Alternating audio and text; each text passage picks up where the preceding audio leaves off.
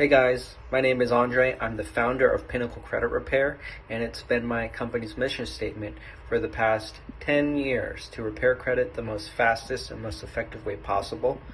In this video, I'm going to discuss what you need to look out for when hiring a credit repair company or going to repair credit yourself, learning how to repair credit on YouTube from some guru, or hiring one of those monthly type companies.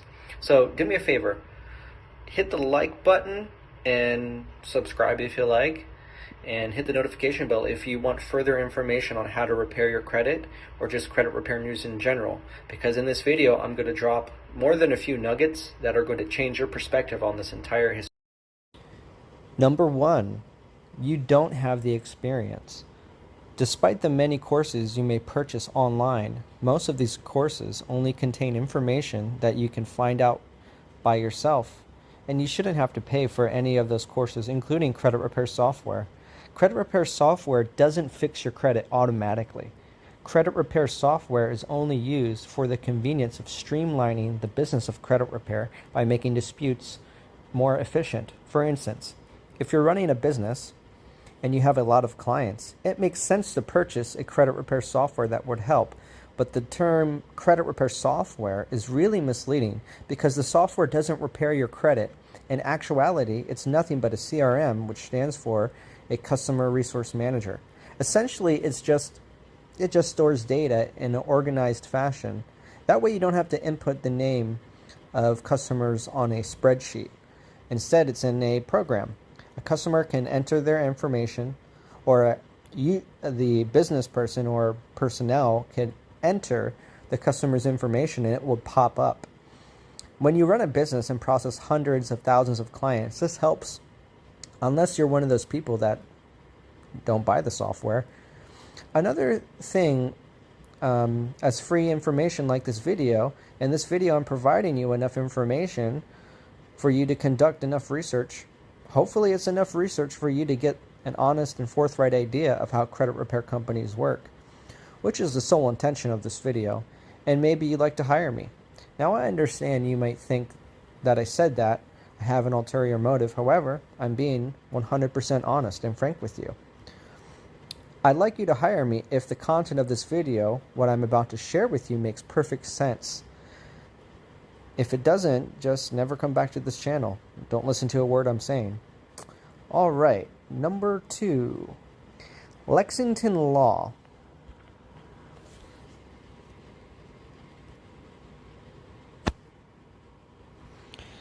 Lexington Law and others follow the same strategies to repair your credit, using cookie-cutter mail disputes. For those of you that have never baked in your life, a cookie cutter is a device with the sharp edges for cookie cutting, for cutting cookie dough into a particular shape, giving you the perfect size and dimension to keep the dough into the design you like before baking it at a high heat. In a conventional oven, this is the most accurate analogy I could come up with when trying to explain the credit repair process that all or most of the mainstream credit repair companies follow. Imagine holding in your hand a copy of your credit report. Imagine holding it in your hand. If you don't know how to get a copy of your credit report, it's quite easy. All you have to do is request from the bureaus. I left a link in this video that basically shows you how to get that. You can obtain one for free here. It shouldn't be difficult, but this is the best way on how to get your free copy of your credit report. For those of you that may not already know, a credit report is supposed to contain all or most of your credit borrowing history, financial history, starting from the time you started your first job or making your first payment towards a utility, like a cell phone bill. Your credit report also contains much more than that, including your personal name, the address where you live, and every time you made a payment on your credit card. I'm assuming you've had a credit card before or currently have one since you're watching this video about the top reasons repairing your credit doesn't work. So we have learned your credit report is pretty unique, unlike 300 other U.S. citizens. Now, if we were to look at some factual statistics published by your federal government, they found, okay,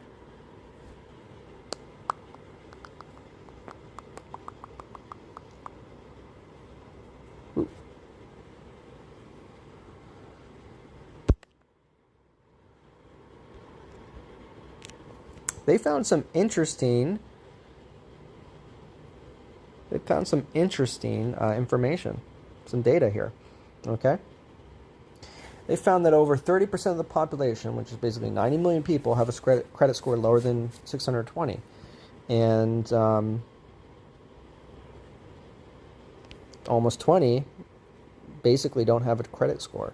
Now, the reason why they wouldn't have a credit score or become invisible, like where it says here, is because most likely they don't have adequate credit history, and that's preventing them from getting positive history because they have bad history from their past, and that's keeping them from getting credit cards and other loans or whatever to basically obtain the history. So they're kind of like a sitting duck, and they're in this like really horrible situation where, you know, they have to hire a credit repair company to repair their credit, and there's a billion companies out there that are promising so much stuff. So there's too much information.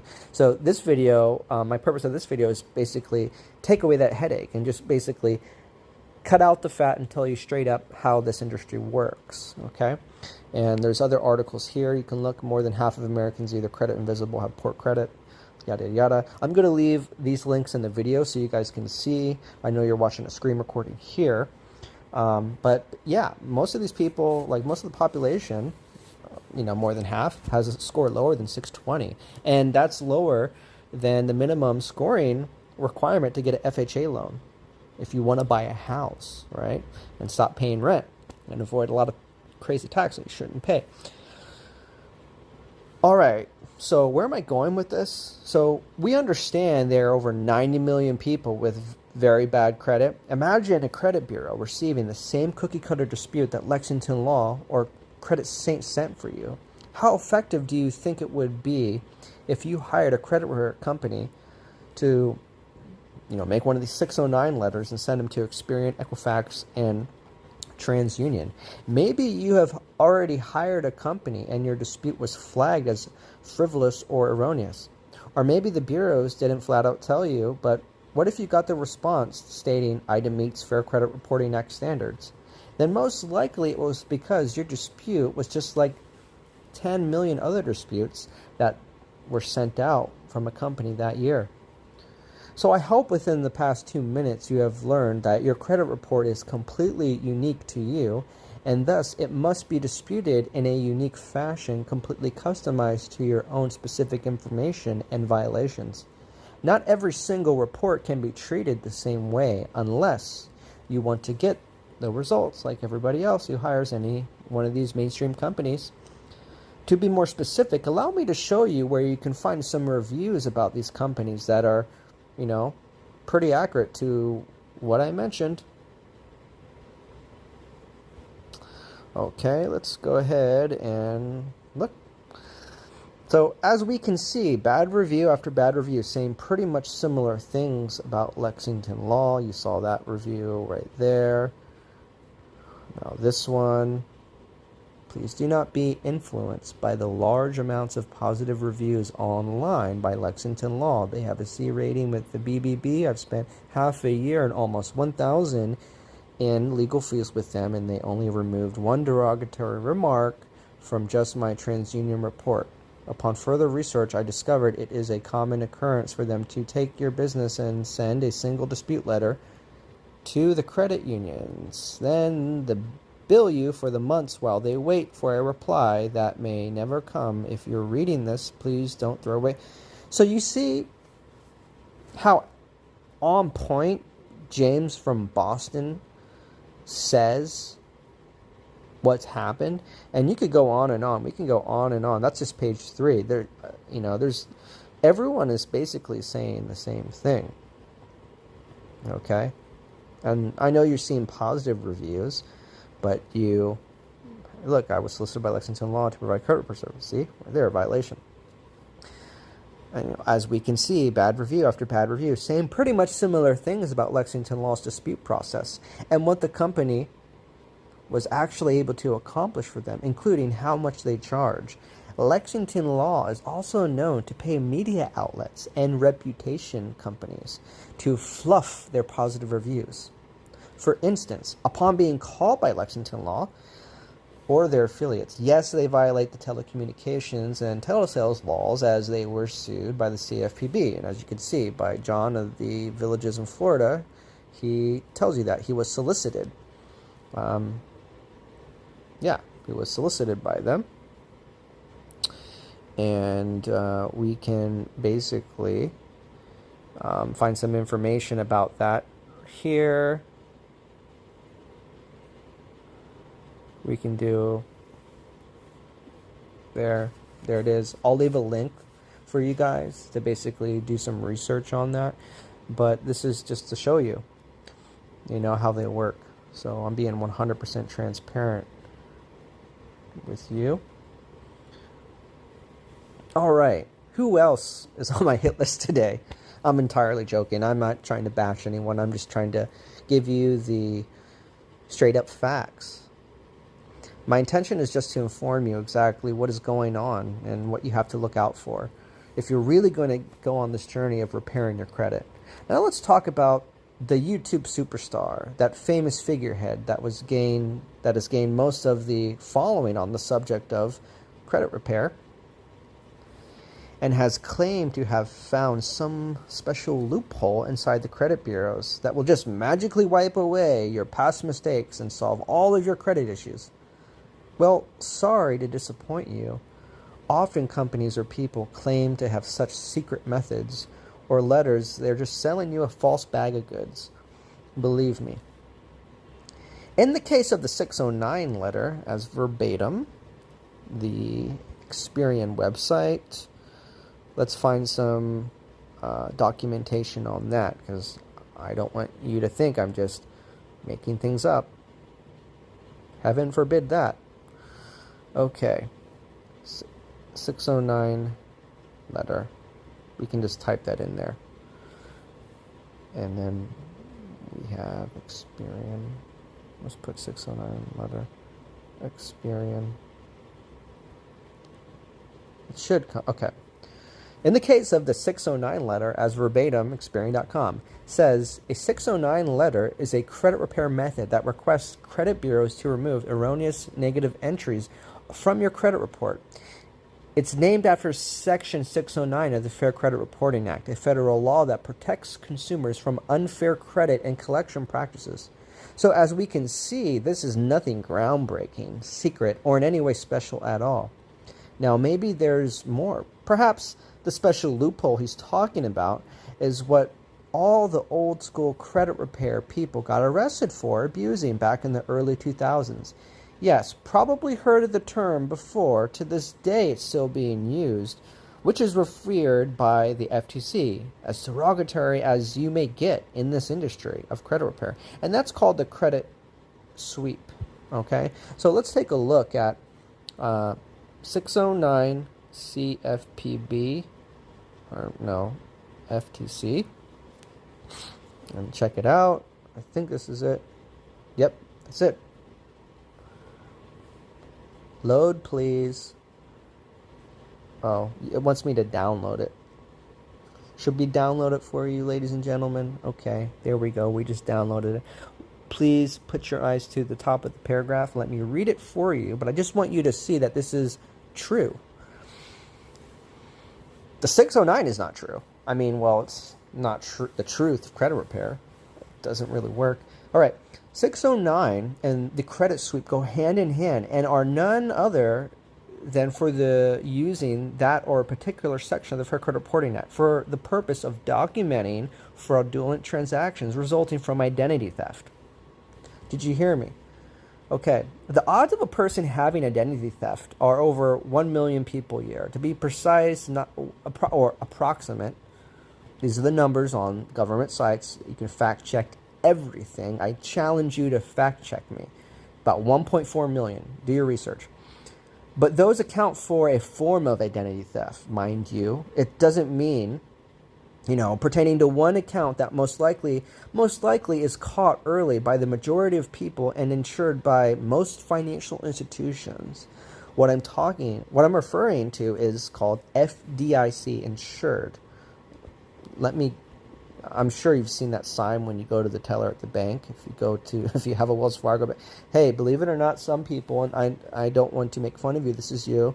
They don't even have a bank account, but it sucks. But don't worry. Check systems, early warning systems. We can help you. There's a way to get out of that nasty situation. But more often than not, those people are doing bad stuff. There it is. You can check it out. There's, I'll leave a link for you guys. All type banks and most banks operate under this federal insurance bond to protect their clients from identity theft. Now back to my point. The odds of someone having all of their trade lines, both positive in default or potentially negative, being created by a criminal opening accounts in your name, I'm sorry, but things don't really work that way. So it would make sense. It should make sense to you as to why some credit repair specialists on YouTube would use and abuse these types of sections of the Fair Credit Reporting Act, precisely 609, in order to quickly just sweep a file. Like that saying goes, sweep it under a rug.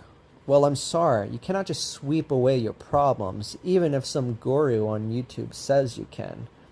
I would certainly like to see their success in using such unethical and illegal tactics. All right, so I know this isn't the only trick that pony has and most gurus do. I know that he's not just a one-trick pony, and you can look at this video. Most will speak up front, in front of a camera, about letters, phone numbers to call, but the biggest problem is what I had mentioned before in the beginning of this video about sending certified letters. Oh, my bad, that was my video prior to this. You might want to watch that video. If you watch Brandon Weaver's channel, he talks very vaguely, as usual, about how to dispute information on your credit reports. And in one of his recent videos, the one that you see in front of your screen, he declares that sending disputes by mail is the only thing that is effective. Well, if you remember all the bad reviews I shared earlier and see my prior videos with my case studies, you would know that 100% is not true. In fact, all of my clients have been disputing online, and it's worked for them for over the years now. One thing I will also like to mention is that later in this video, he tells you to file complaints to the CFPB after 30 days of waiting, and that's why it's so contradictory to what he said. Because all complaints are filed online. If you file with the CFPB, all those complaints are filed online. Net over the internet, online, because oftentimes they're not going to allow you the same rights on the Fair Credit Reporting Act. They're going to put you in this little box, and you have these rights, and you're not getting to utilize them. You're not demanding to get that verification, see that verification for unverified items. They're going to try and say, oh, you can't dispute this, you can't dispute that way, you got to do this, you got to do that. Then you're not sending anything in the mail like you did before. So they said a non-response. You've got the proof. You've got the tracking. You can file your complaints with the CFPB. They're not responding. They're trying to play this game. But if they do it online, there's a little less tracking. Oh, well, we lost this. Okay, there you have it. He's being vague. He's not really giving clear examples. He's talking really fast. He's a fast-talking used car salesman, ladies and gentlemen. If his job is to educate you, he's talking really fast. Try taking a course at a university where the teacher's like, the guy's talking like he's taking an Adderall. Anyways, I don't want to be disrespectful here. Okay. So be careful on who you listen to, and always make sure what they say, if it's consistent and they don't bait and switch you, or play the whole carrot on the stick game where they give you just enough scattered information but not enough to get the job done, or not even giving you the correct steps through A through Z, like chronological, alphabetical order, however you want to call it. Repairing your credit takes a lot of experience, and it is 100% logical and must be treated delicately and to the exact details of the order in which you will have the most success. if you follow the story in order. Like you send your dispute A, send your dispute B, C through Z. Okay?